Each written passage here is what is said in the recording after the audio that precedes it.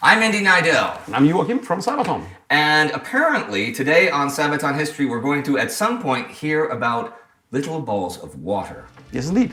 But first, let's talk about Last Dance. Last Stands. Why do soldiers fight? Well, there are a lot of reasons. Maybe for the defense of their loved ones, for the survival of their country or their culture, sometimes for glory and riches. A lot of times it's been because they have no other choice and are simply thrown into the maelstrom. But soldiers also fight when they know that they are in a hopeless position and most likely will not survive to see the next day. When they know that all they can do is make one final stand, one final act of defiance to make their sacrifice count. The last stands. Here are a few. The Siege of Szigetvar. Okay, long before the winged hussars came to the rescue of the besieged defenders of Vienna in 1683, there was another close call for the empire. It was a time when Central Europe was in a period of endless conflicts and feuds. Between 1529 and 1552, the Habsburg Empire and the Ottoman Empire of Sultan Suleiman the Magnificent fought what became known as the Little War. The Ottomans had captured Belgrade and defeated King Louis II of Hungary, which put the whole area under their control. Only one last fortress, with the name Szigetvar at the southern border of Habsburg imperial territory, had withstood their advances. But in August 1566, Suleiman was on the march once again, and with him more than 150,000 soldiers, determined to take Vienna, the seat of Habsburg power, once and for all. However, their lines were harassed by the forces of Count Nicola IV Zrinski. Zrinski was a veteran of the 1529 siege of Vienna, was the current castellan of Fortress Szigetvar, and was generally a major thorn in Suleiman's side. So the Ottomans turned their whole army towards his castle, and on the 6th of August, the siege began. The castle's defenses were excellent, featuring a moat and mortars behind the walls. But you know, Zrinski's Hungarian and Croatian force numbered just 3,600 against 150,000 of the enemy. Still, they valiantly pledged to hold out until their emperor brought an army to relieve them.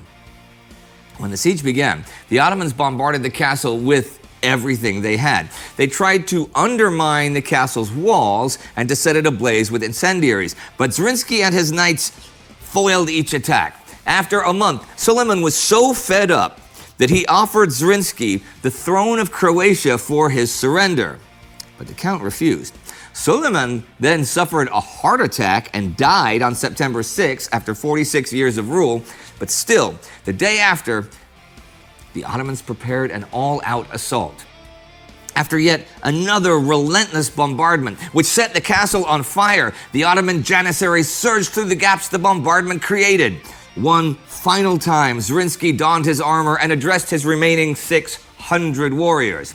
"I will go first, and what I do, you do. And God is my witness. I will never leave you, my brothers and knights." Nearly all of them were killed in the fight. Zrinski himself was struck down by 2 musket balls and an arrow as the Ottoman soldiers overran the inner citadel. But there was one last surprise waiting for the attackers: a burning fuse leading to the powder magazine. The following explosion took out most of the castle and its invaders. The Habsburg Emperor's army never came, yet Zrinski's last stand had cost the Ottomans dearly. After 36 days of siege, they had lost as many as 35,000 soldiers, and the campaign to take Vienna was abandoned for another century.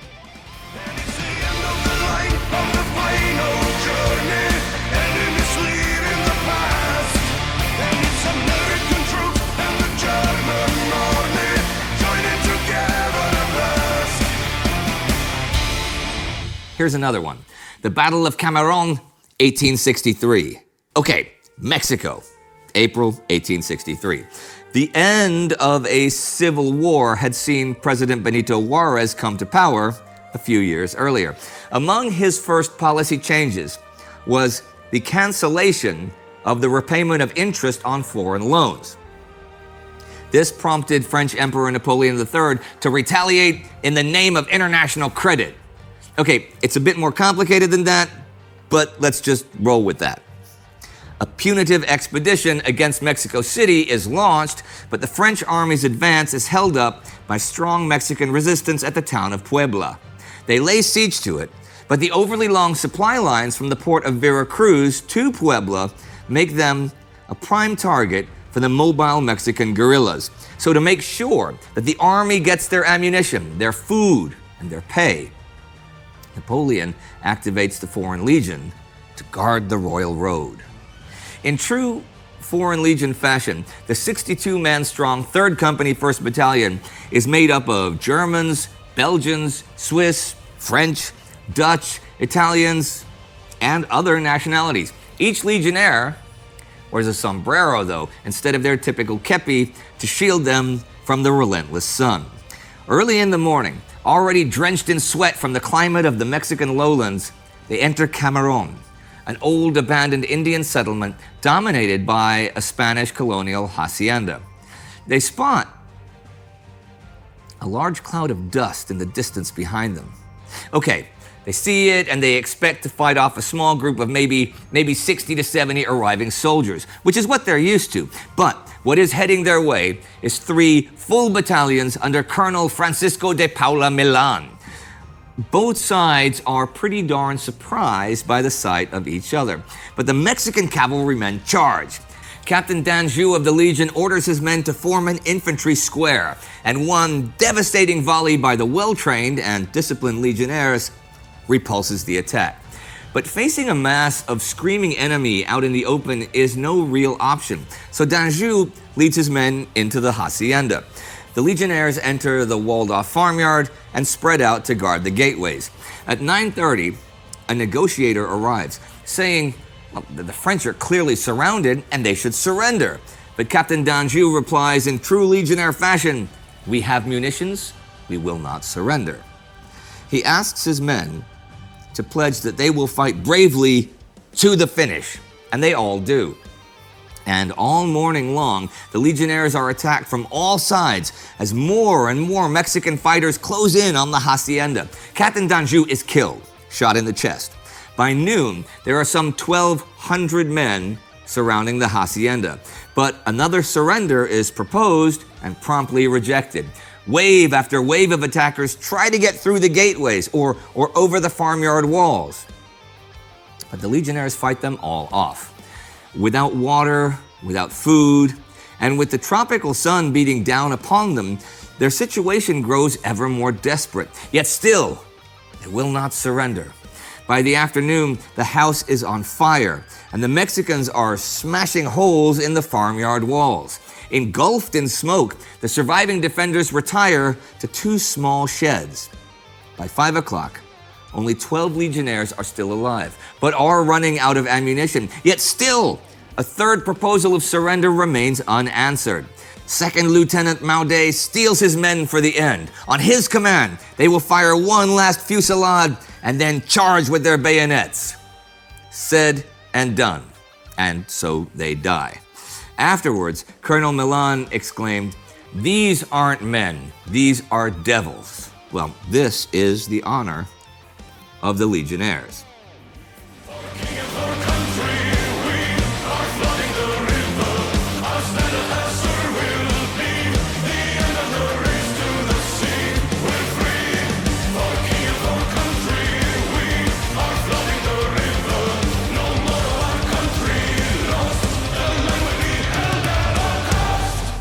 Now I'm going to tell you about another one, and then I'm going to sort of change the whole narrative of it afterwards. Now, after Sabaton released The Last Stand, a great many people wrote in and said, "Oh, come on, why didn't you tell the story of Pavlov's house? It's such an obvious one."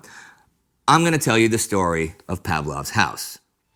September 1942, the Battle of Stalingrad is in full swing. The German Sixth Army strikes deep into the city, which the Luftwaffe has turned into rubble, into ruins.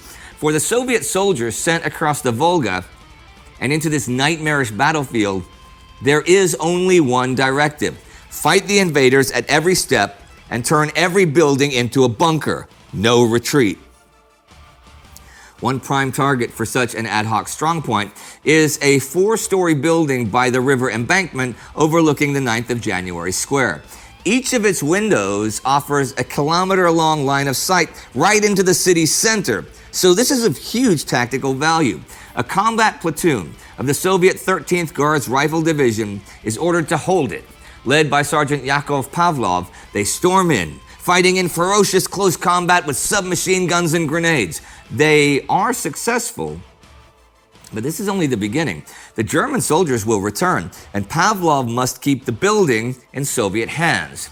Over the following days and weeks, they surround the building with barbed wire and with mines. In every window, they put a machine gun, and each enemy approach is met with a hail of bullets and bursting grenades. Apparently, the Germans managed to break into the first floor several times, but are repeatedly driven out. Inside the basement, they have a telephone with the call sign Lighthouse, through which they can call in artillery support from across the Volga. The basement is also the living room of the civilians that are still living in the building. Yep, there are women and children there, and even a baby born during the defense of the house. All while the fighting was raging on above them. Food and water are always in short supply, and brave souls must creep through the night to get them. For 58 days, Pavlov's house stands strong in defiance. While the German army conquers nearly all of the city, there remains a single unyielding house denying them access to the Volga. The siege soon turns into legend and becomes symbolic of the stubborn resistance of the Battle of Stalingrad.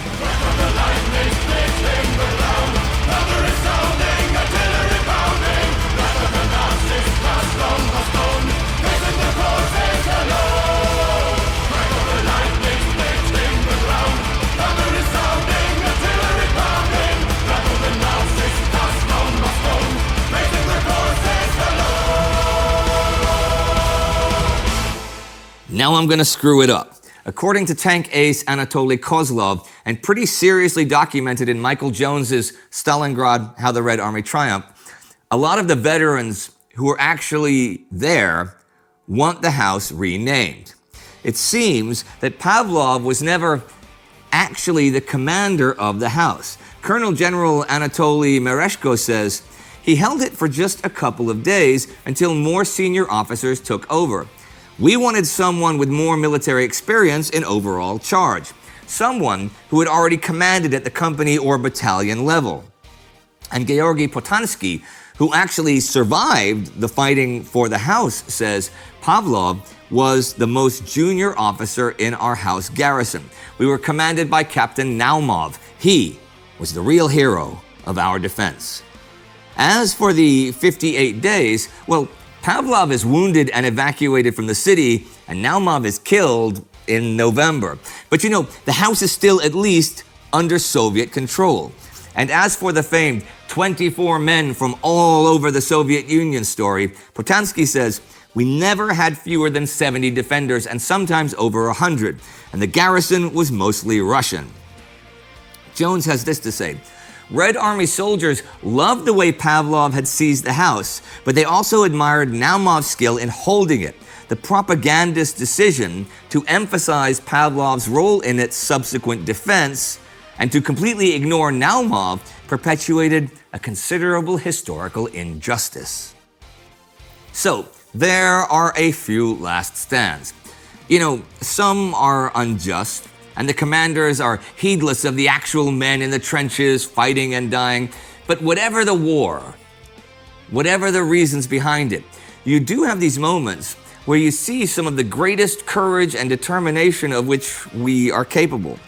The sadness of last stands is that those brave men and women, those exceptional ones, are no longer with us afterwards. For the grace, for the might of the Lord, for the hope of the holy, for the faith, for the way of the sword, give the life so boldly, come and tell the straight story again. Okay, now as I just said, sure, a lot of the people in Last Dance do not survive to see the next day. But not everybody. There are people that Last Dance.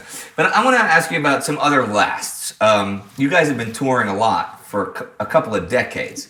What does it feel like, and what do you do at the end of a tour? The last night, the last show, the last waltz. Well, there's always, or not always, but usually a party.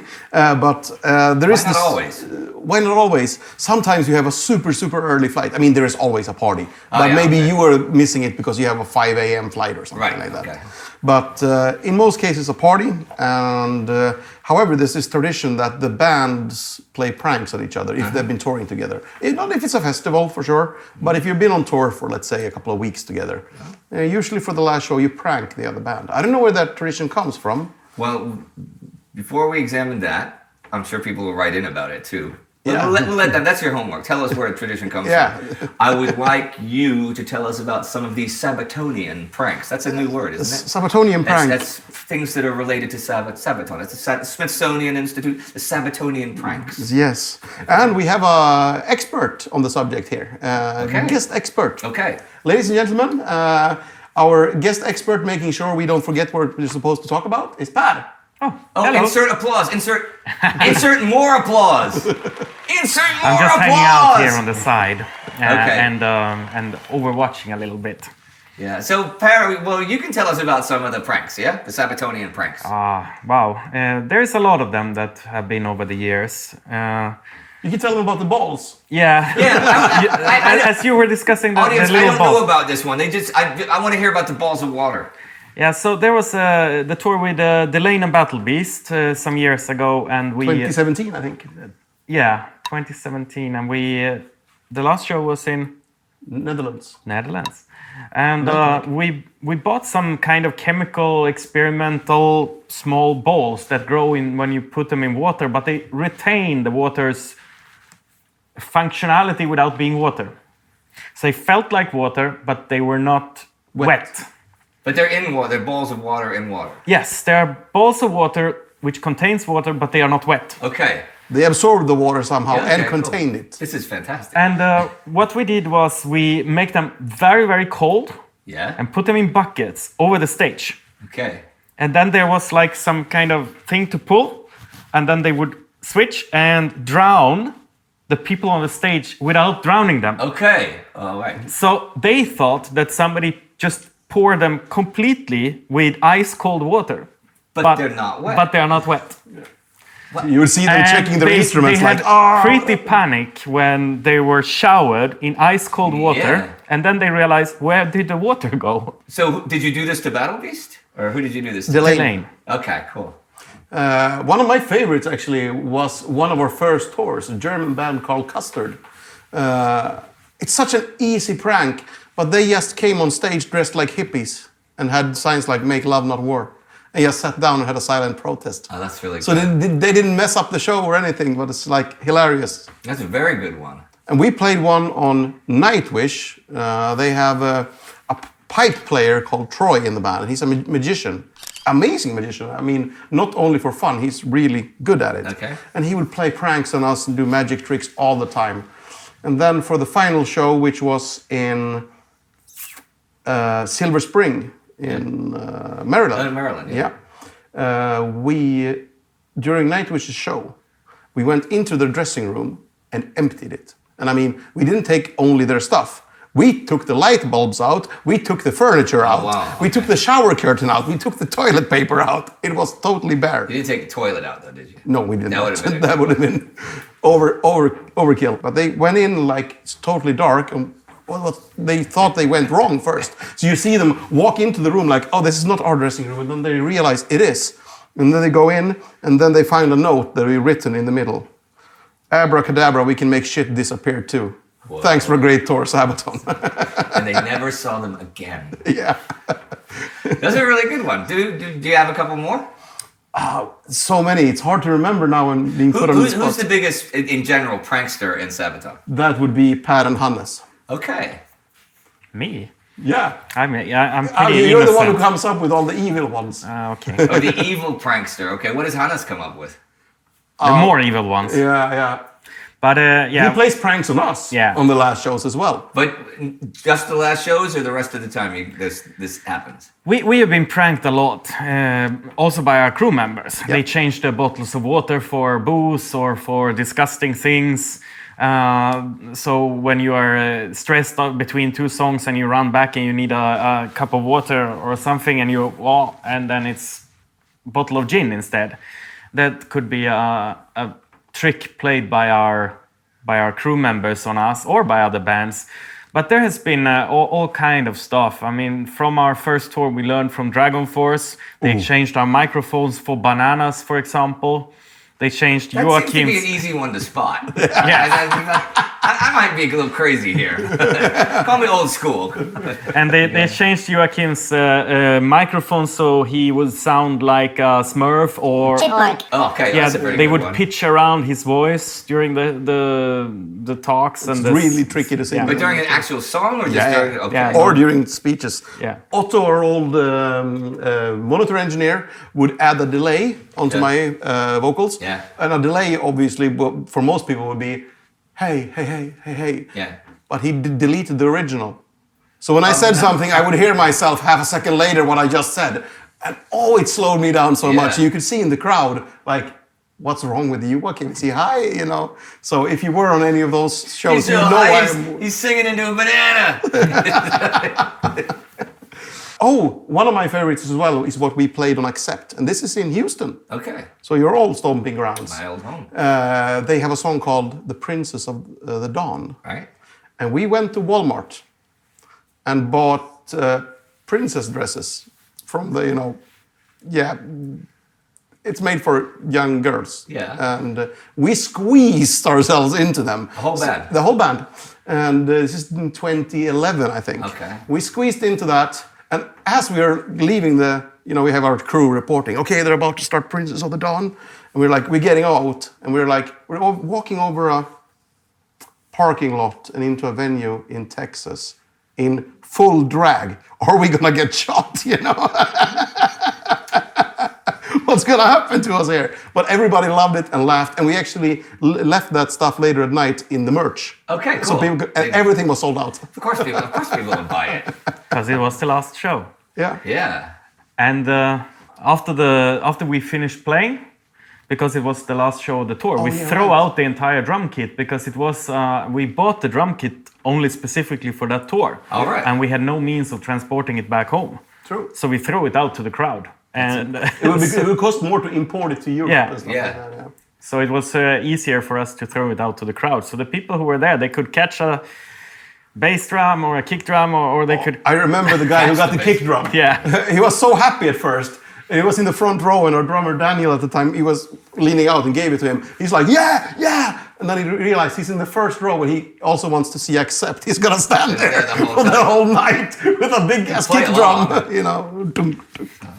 Hey, did you have when you guys were in school?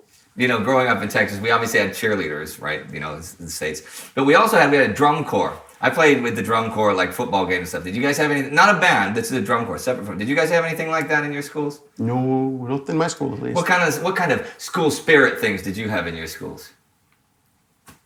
I don't think we did any of that. We don't have this competition of schools. We don't have any school spirit. We don't like our school. True. No. But we don't have this competition between schools as you have in the US. Yeah, sure. We don't really have. Even if you're playing a sport in school, you don't do it with the school. You do it with the club from your city.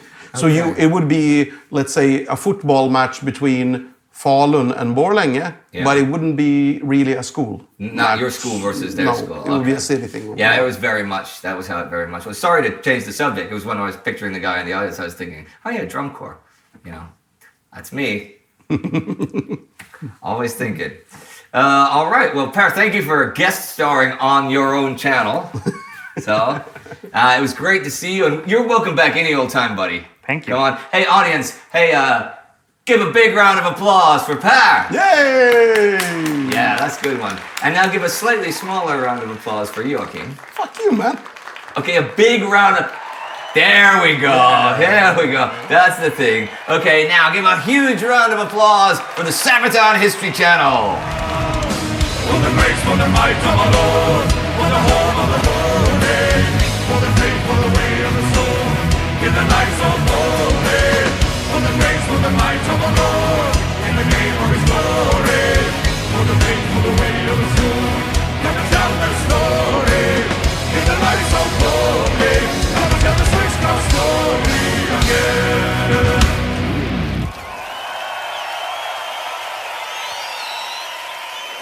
All right, everyone, that's it for this week. So remember to click that bell. It's really important. Click it now. And then, hope to see you again in the near future. Bye-bye.